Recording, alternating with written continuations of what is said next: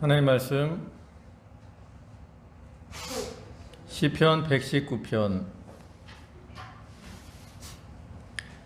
145절입니다. 시편 119편 145절, 구약성경 페이지로는 894쪽.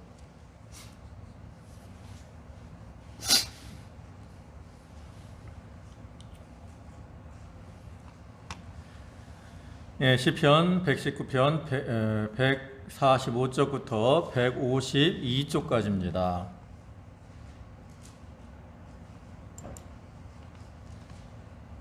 한 절씩 교독하겠습니다.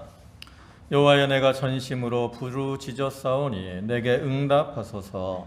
내가 주의 율례를 지키리이다.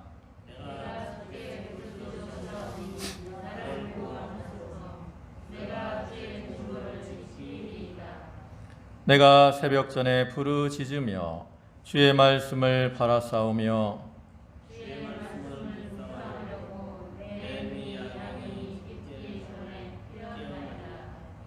주의 인자 짐을 따라 내 소리를 들으소서.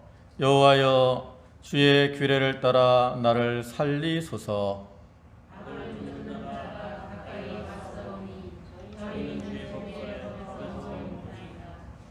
여호와여, 주께서 가까이 계시오니 주의 모든 계명은 진리니이다. 내가 전부터 주의 증거를 궁구함으로 주께서 영원히 세우신 것인 줄을 알았나이다. 아멘. 네, 오늘 여기 시편 119편 145절부터 152절까지 말씀이고요. 여기 말씀은 본 그 119편의 19번째 연에 해당하는 부분으로서, 여기서 시인은 그 하나님의 변치 않는 그 약속의 말씀을 의지해서 하나님께 구원을 호소하고 있는 것을 볼 수 있습니다. 뒤에 160절을 보면 주의 말씀의 강령은 진리오니 주의 의로운 모든 규례가 영원하리이다 라고 말씀을 하고 있어요. 여기 나타난 것처럼 하나님의 말씀은 영원히 변함이 없는 그러한 말씀인 거죠. 그렇게 영원히 변함이 없는 하나님의 말씀이기 때문에 하나님께서 말씀하신 대로 모든 것이 반드시 다 성취가 되는 거예요. 하나님이 심판에 대한 말씀도 다 성취가 되는 것이고, 또 구원에 대한 말씀도 그대로 성취가 되는 겁니다. 시인은 이러한 하나님의 말씀을 이렇게 묵상하며 또 연구하며 체험하는 가운데 그러한 언약대로 이루시는 하나님을 깨달았기 때문에 이와 같이 고난 중에서도 하나님의 말씀을 의지해서, 고난 중에 있는 자들을 구원해 주신다고 하신 그 말씀을 의지해서 이렇게 하나님 앞에 간절히 부르짖고 있는 것이죠. 또 이러한 시인의 모습처럼 오늘날 우리들도 이 하나님의 말씀은 영원히 변함이 없는 그러한 신실하신 그러한 말씀임을 깨닫고, 이러한 하나님의 말씀을 신뢰하는 가운데 고난 중에 하나님 앞에 부르짖음으로 하나님의 구원하심의 은혜를 입는 그러한 성도들이 되어야 되는 겁니다. 이제 본문을 보시면 거기 145절에 여호와여, 내가 전심으로 부르짖었사오니 내게 응답하소서. 내가 주의 율례를 지키리이다. 내가 주께 부르짖었사오니 나를 구원하소서. 내가 주의 증거를 지키리이다. 여기 145절에서는 내가 전심으로 부르짖었사오니 내게 응답하소서 그랬고요. 146절에서는 내가 주께 부르짖었사오니 나를 구원하소서 라고 말씀을 하고 있는데, 이러한 구절들은 그 위기에서의 구원을 요청하는 그러한 간절한 호소로서 시인이 이렇게 고난 중에 자기의 마음을 다 기울여서 전심으로 하나님의 구원하심을 간절히 간구하고 있는 거죠.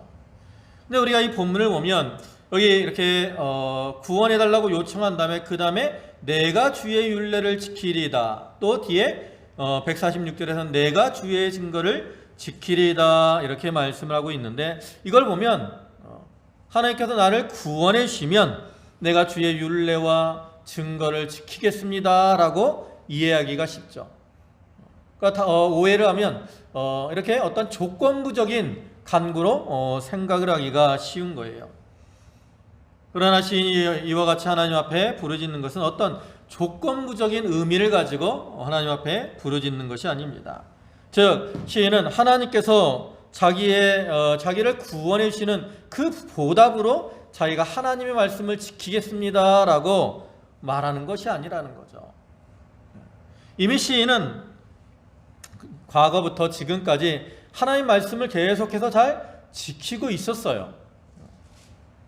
근데 이렇게 말씀을 지키면서도 고난을 당하겠는데 시인은 이렇게 말씀을 지키면서 자기가 고난을 당하지만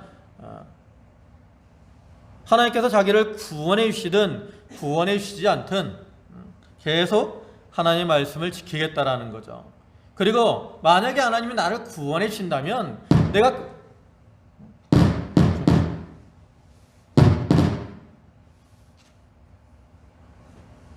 죄송합니다. 전기가 닿아가지고 하나님께서 만약에 나를 구원해 주신다면 내가 더욱 힘써 하나님의 말씀을 지키겠습니다. 이렇게 다짐을 하고 있는 거죠.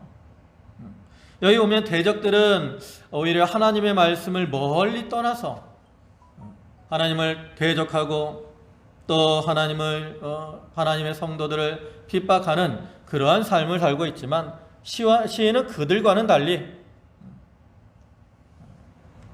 늘 하나님의 말씀을 가까이 하면서 말씀을 지킴으로 하나님께 영광을 드러내는 그러한 삶을 살기로 다짐하며 이렇게 고백을 하는 겁니다. 다만 여기서 시인이 이렇게 부르짖는 것은 자기가 이렇게 당하는 고난 가운데서 자기를 구원해 주실 분은 오직 하나님 한 분이라는 것을 깨닫고 하나님을 신뢰하는 그러한 마음으로 자기의 마음과 뜻과 정성을 다해서 하나님께 간구하는 거죠. 우리도 이러한 시인과 같이 우리가 고난을 당할 때 그 고난에서 우리를 구원해 주실 수 있는 분은 오직 하나님 한 분뿐임을 우리가 기억하고 우리도 힘써 하나님 앞에 부르짖는 자가 되어야 됩니다. 예수님께서도 그 십자가를 앞에 두시고 어떻게 하셨어요? 마음을 다 기울여서 전심으로 하나님 앞에 부르짖었죠. 예수님은 하나님이시지만 우리 인간들의 죄를 지시고 이렇게 십자가에서 고난을 당하셔야 됐는데 그 십자가의 고난과 고통이 얼마나 큰 것을 예수님은 미리 아셨기 때문에 그 십자가의 엄청난 그 시련, 그 고난을 앞에 두고 마치 땀이 땅에 떨어지는 핏방울이 될 정도로 힘써 기도했어요. 예수님도 이렇게 고난을 앞에 두고 힘써 기도하셨는데 그러한 고난의 모습, 기도의 모습을 그 히브리서 5장 7절에서는 이렇게 말씀합니다. 그가 육체로 계실 때에 자기를 죽음에서 능히 구원하실 이에게 심한 통곡과 눈물로 간구와 소원을 올렸고 그랬습니다.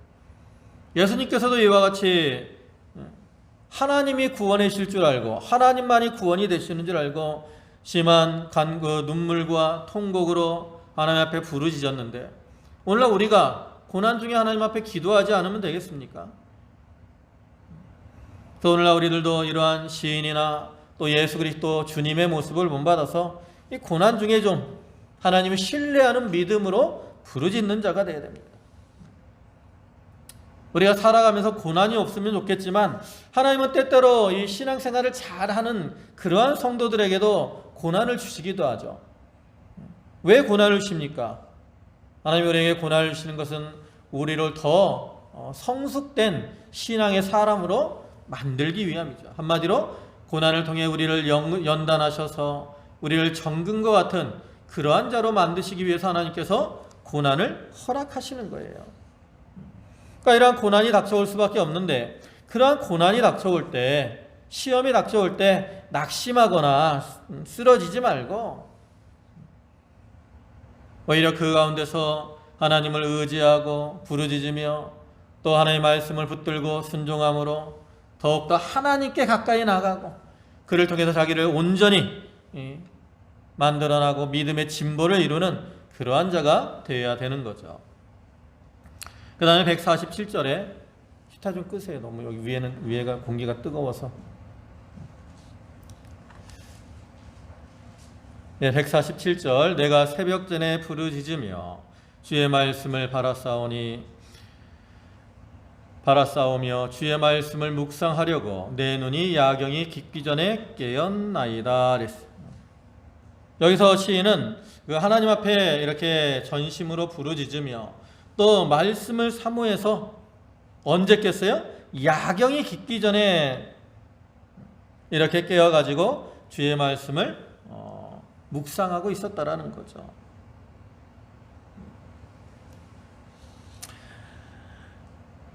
이러한 시인의 모습은 참으로 하나님을 또 하나님의 말씀을 간절히 사모하는 그러한 모습을 보여주는 겁니다. 하나님이 이와 같이 하나님을 사모하고 또 하나님의 말씀을 사모해서 깨어서 부르짖는 그러한 자들의 어떠한 정성을 보시고 그들을 기뻐하셔서 그의 기도에 응답해 주시는 거죠.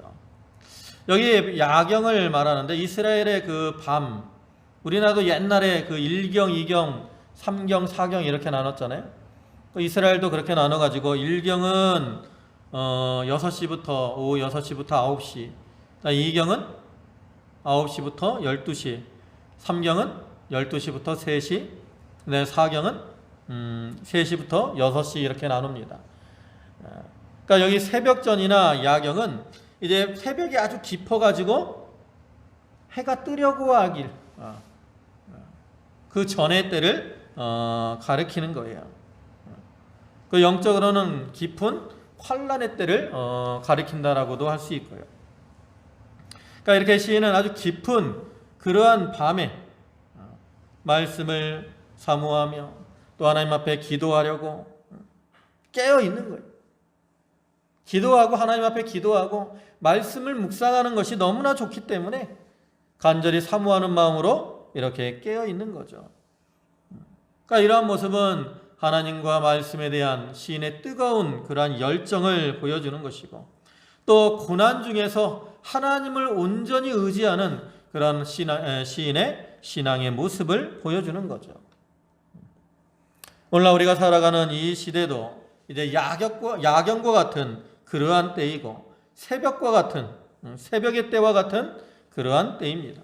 점점 밤이 깊어가고 이제 아침이 밝아오는 주님의 재림의 때가 가까워지는 이러한 시대라고. 그래서 이러한 때일수록 어떻게 해야 돼요? 우리가 깨어 있어야 된다라는 거죠. 이 시인과 같이 그 새벽 전에 이렇게 깨어서 기도하며 또 사모하는 마음으로 말씀을 묵상하는 자가 되어야 됩니다. 주님의 재림은 밤이 깊어야 오는 거예요. 마태복음 25장을 보면 그 1절부터 슬기로운 5처녀와 그 어리석은 5처녀 비유가 나오죠. 그래서 신랑을 이제 그 10처녀가 맞으러 나갈 때 그 슬기로운 5처녀는 기름과 등불을 준비해서 나아갑니다. 반면에 어리석은 5처녀는 등불만 가지고 나가죠. 그런데 신랑이 더디 온다 그랬어요. 그러니까 어떻게 돼? 밤이 점점 깊어지는 거야. 밤이 깊어지니까 뭐가 필요해요? 등불이 필요하죠. 그래서 이제 그들이 가지고 있는 등불을 켭니다. 근데 이 기름이 무한정 있는 게 아니라고. 무한정 있지 않아요. 근데 등불을 켜고 있는데 신랑이 더디 옵니다. 기름이 점점 소모가 돼요. 그러니까 미리 등불과 기름을 준비했던 슬기로운 5처녀는 그 기름이 다 이제 소모가 돼서 등불이 꺼지려고 하니까 어떻게 하겠어요? 가지고 있는 기름으로 등불에 채워서 다시 등불에 불을 밝히죠. 근데 이제 어리석은 5처녀는 어떻게 되겠어요? 기름이 다 되어가는 거예요. 그래서 이제 옆에 있던 그 처녀들에게 기름을 부탁하지만 나눠줄 만큼 언제 올지 모르니까 나눠줬다 자기들 등불까지 꺼지면 어떻게 신랑을 맞이할 수 있겠습니까? 그러니까 나눠줄 수가 없는 거예요. 그래서 이 어리석은 5처녀는 이제 시내로 들어가서 기름을 사려고 가죠. 근데 그때 신랑이 오는 거예요. 그러니까 이 기름과 등불을 준비했던 이 슬기로운 다섯 처녀는 그 등불을 들고 나가서 신랑을 맞이합니다. 근데 이 어리석은 다섯 처녀는 기름이 다 돼서 등불이 꺼졌기 때문에 기름을 사러 갔다가 그 신랑을 영접하지 못하는 거죠. 우리가 이 깨어서 기도하고 말씀을 묵상하는 것은 바로 기름을 준비하는 것과 같다고. 기름은 언제 준비해야 돼요? 미리미리 준비해야 돼요. 미리미리. 슬기로운 다섯 처녀와 같이 미리 준비를 잘 해놔야 신랑이 올 때 기쁨으로 나아가서 맞이할 수가 있는 거예요. 만약에 기름을 미리 준비하지 않으면 등불은 꺼져가고 신랑이 올 때 맞이할 수가 없다고. 그러니까 우리가 이 말세가 되면 주님 재림 전에 많은 환란이 닥쳐오거든요. 그러한 환란의 밤에 우리가 미리 기도를 준비를 해놔야 돼. 그뒤에 이제 마태복음 26장 보면 예수님이 이제 십자가를 앞에 두시고 겟세마네 동산으로 기도하러 가시잖아요. 그때 예수님은 이제 제자들에게서 멀리 떨어지셔서 땀을 흘리며 기도를 합니다. 근데 돌아와 보니까 제자들은 어떻게 하고 있었어요? 졸며 잠자고 있었다고. 그러니까 예수님이 뭐라 그래요? 깨어있어 기도하라. 마음은 온이로되 육신이 약하도다. 기도하지 않으면 시험을 이길 수 없다라는 거예요. 시험에 들지 않게 깨어있어 기도해야 된다라는 거죠. 그리고 또 예수님은 가서 기도하는데 와보니까 또 제자들은 어떻게 하고 있습니까? 또 졸고 있어요. 예수님이 3번 가서 기도할 때 제자들은 다 졸고 있었다. 그 결과가 뭐냐는 거죠. 제자들은 기도로 기름 준비를 하지 못했어요. 환란의 밤이 오니까 어떻게 됐어요? 등불이 꺼졌어요. 예수님 버리고 도망갔다고. 베드로는 예수님을 모른다고 3번이나 부인하고 말았다고. 여러분, 우리들이 제자들보다 나은 것 같아요? 여러분, 예수님의 12제자는 그래도 사도로 인정받는 사람들 아닙니까? 우리가 그들보다 나은 게 뭐가 있겠어요? 근데 제자들도 기도하지 않으니까 그 시험의 때 등불이 꺼져버렸다라는 거죠. 기름 준비하지 못하니까 등불이 꺼지고 시험에 넘어가고 말았다라는 거죠. 오늘날 우리들도 깨어서 우리가 기도하지 않으면 넘어갈 수밖에 없어요. 환란의 때 넘어지고 쓰러질 수밖에 없습니다. 그러니까 우리는 시인과 같이 이렇게 좀 새벽 전에 깨어서 부르짖고 또 주의 말씀을 이렇게 묵상하기를 힘을 써야 된다는 거죠. 그러한 자들이 믿음에 바로 서고 그러한 자들이 하나님을 기쁘시게 할 수가 있는 겁니다. 그 다음에 149절에 주의 인자하심을 따라 내 소리를 들으소서 여호와여 주의 규례를 따라 나를 살리소서 그랬어요. 여기 보면 주의 인자하심을 따라 내 소리를 들으소서 그랬어요. 여기서 인자하심 이거는 우리가 많이 들었는데 언약에 근거한 변함없는 하나님의 사랑을 가리키는 거죠. 그러니까 시인은 자기가 이렇게 열심히 이렇게 기도했다 그래서 하나님이 자기를 구원해 주시는 것이 아니라 하나님께서 그 풍성하신 인자하심으로 이 자기에게 있는 이 환난, 문제 이것을 해결해 주시기를 간구하는 거죠. 우리가 알다시피 하나님은 사랑의 하나님이시기 때문에 인자가 풍성하십니다. 그래서 자기 백성이 하나님을 의지하고 하나님 앞에 간구하며 부르짖을 때에 하나님은 그 기도를 결코 잊지 아니하시고 반드시 응답해 주시는 그런 하나님이세요. 그래서 우리도 이 하나님의 인자하심을 의뢰해서 하나님 앞에 기도할 수 있는 겁니다. 사실 우리가 하나님 앞에 기도할 수 있는 자격이 못 된다고. 근데 기도할 수 있다라는 것 자체가 하나님의 은혜죠. 하나님의 인자하심 때문에 내가 하나님 앞에 나와 기도할 수 있는 거예요. 그리고 하나님 우리가 이와 같이 부르짖으면 반드시 우리를 구원해 주신다.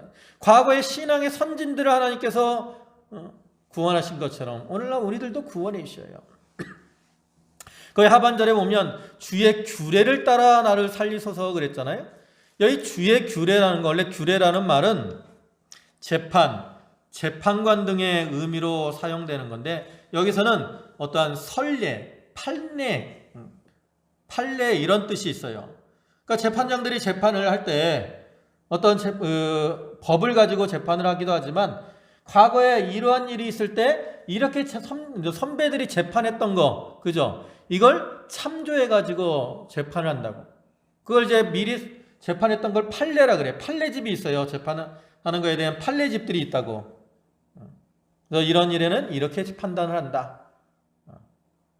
이런 판례집이 있어가지고 재판장들이 그러한 판례를 이제 근거로 해서 판결을 하는데, 하나님께서 구원하시는 거에도 과거에 행하신 구원의 역사, 예들이 있다라는 거, 선예.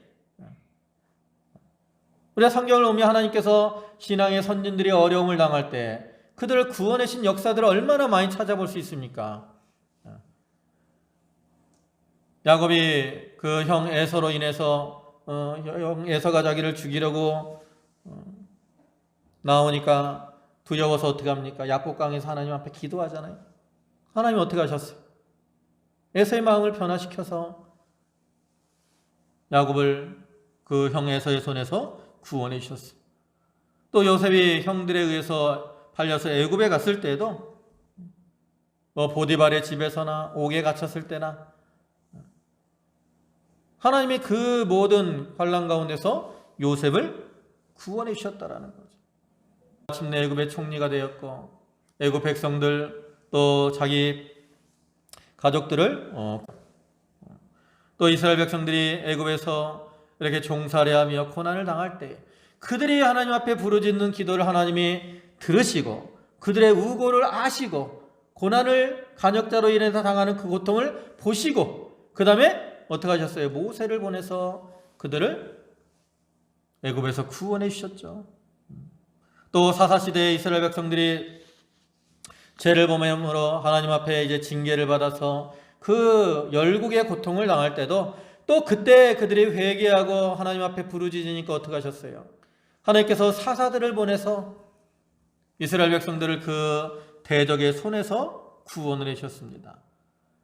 또 다윗도 여러 가지 고난, 사울이나 또 반역하는 대적들로 인해서 고난을 당할 때 그러한 대적의 손에서 다윗을 구원해 주셨고, 또 우리가 잘 아는 다니엘과 또 세 친구들 사드락 메삭 아벳느고는 하나님께서 풀무불 가운데서 구원해 주셨고, 또 다니엘은 사자굴에서 하나님이 구원해 주셨어요. 또 신약시대에도 베드로나 바울이 옥에 갇혔을 때에 하나님이 천사를 통해서 베드로를 구원해 주셨고, 또 바울을 그 옥토가 흔들리고 옥문이 열리게 해서 그 가운데서 구원해 주셨고, 풍랑이는 바다를 만났을 때도 하나님께서 그들을 그 가운데서 구원해 주셨습니다.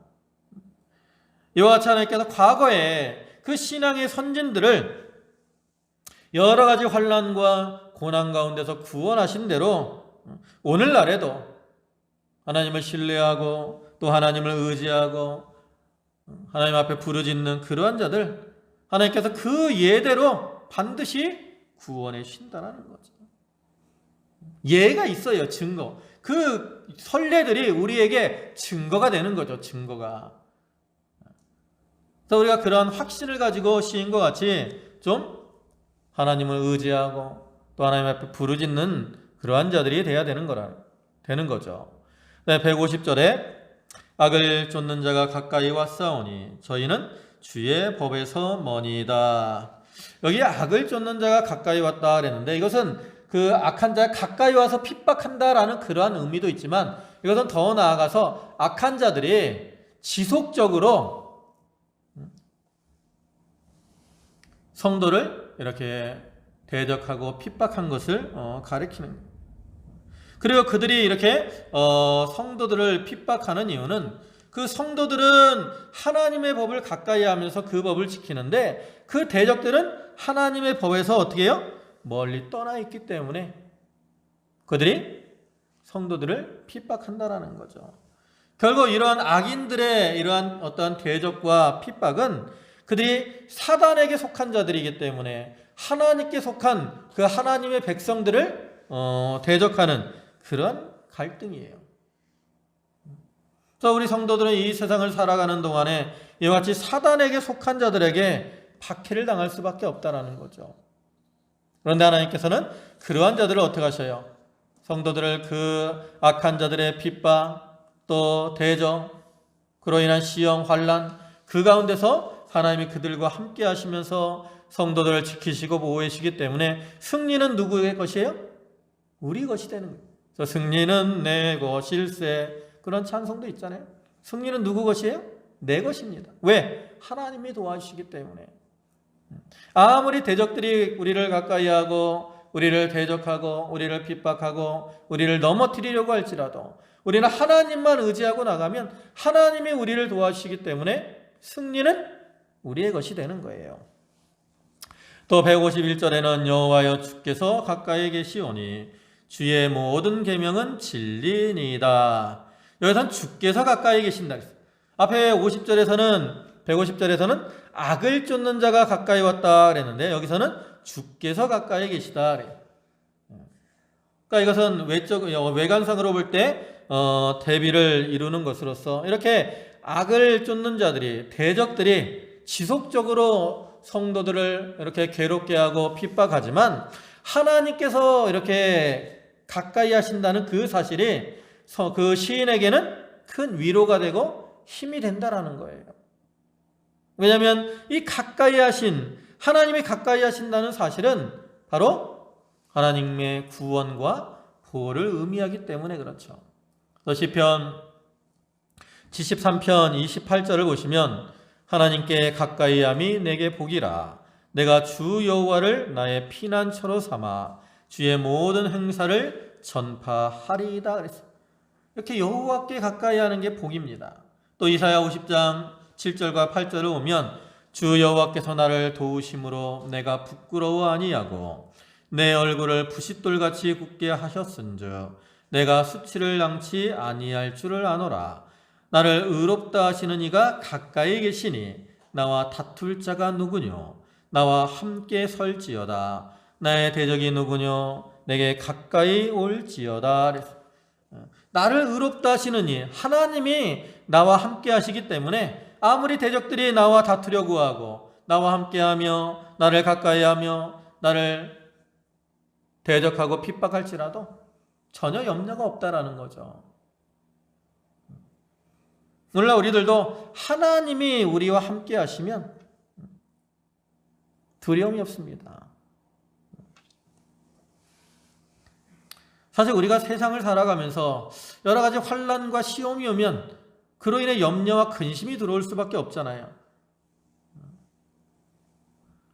그러나 이렇게 아무리 대적들이 우리를 시험하고 핍박할지라도 이 시인과 같이 하나님이 가까이 하신다라는 그러한 확신과 또 하나님께서 말씀대로 자기를 구원해 주실 것이라는 그러한 믿음이 견고한 자는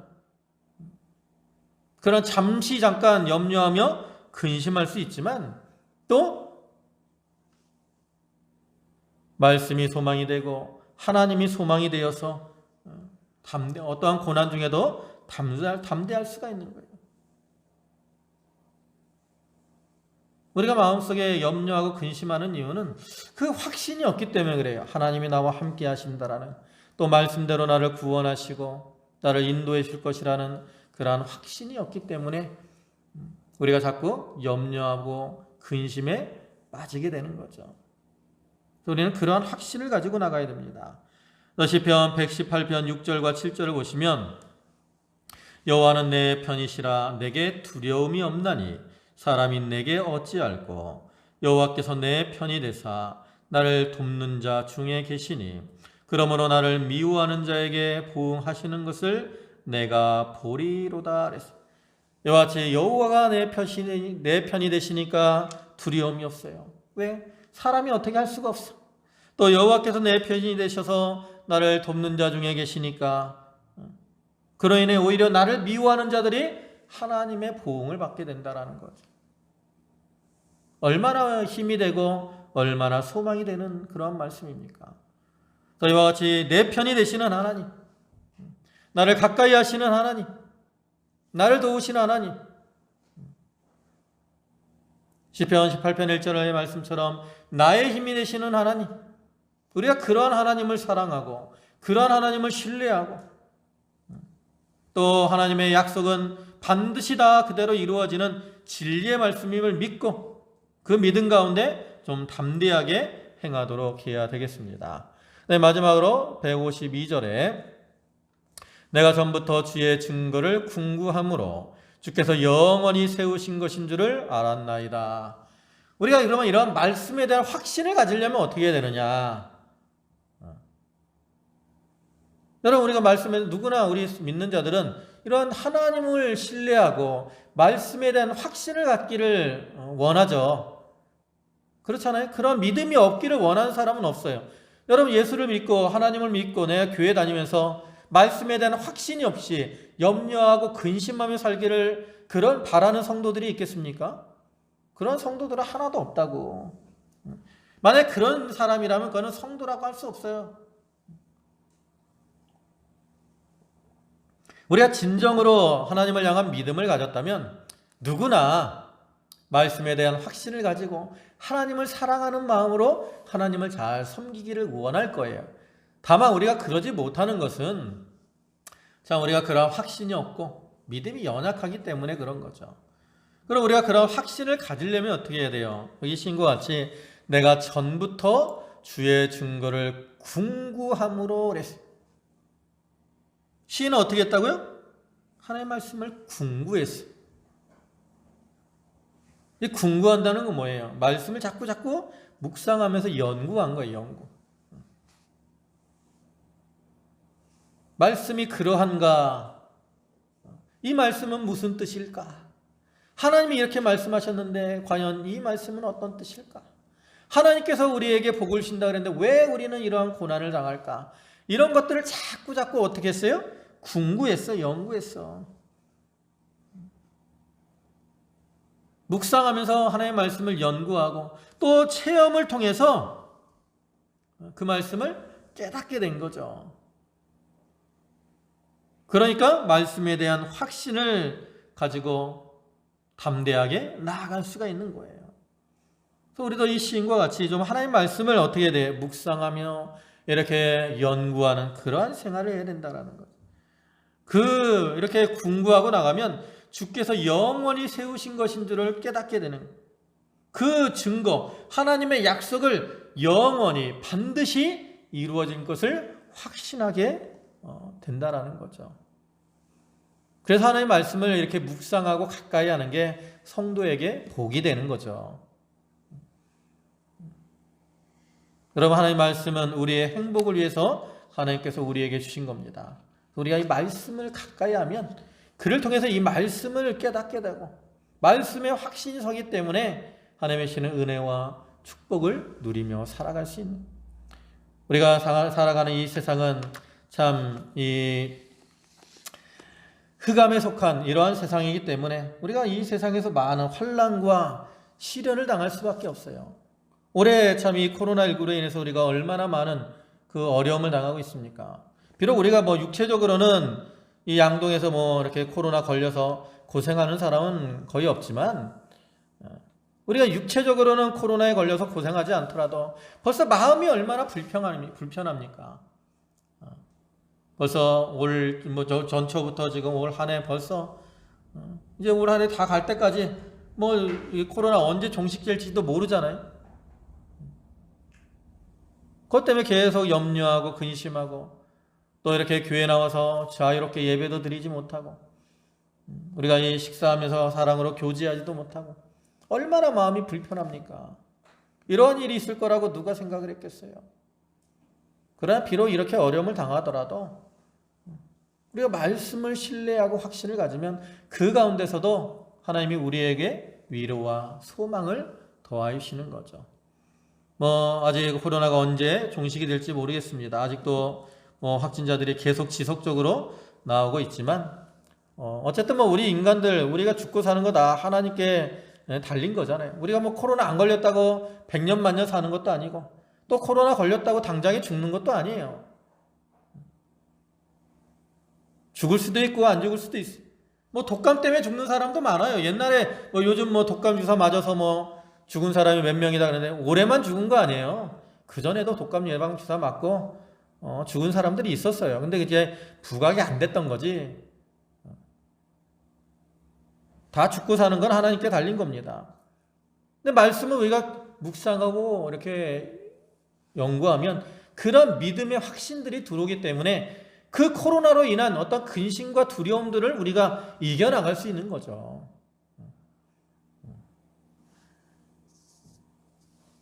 오늘 이 시인의 모습처럼 오늘날 우리들도 우리 앞에 여러 가지 어려움들이 있지만 이러한 말씀에 대한 확신을 가지고 그러한 모든 어려움들을 이겨나가고 또 하나님이 주시는 그 위로와 평안을 누리며 사는 그러한 저희들이 다 되도록 해야 되겠습니다.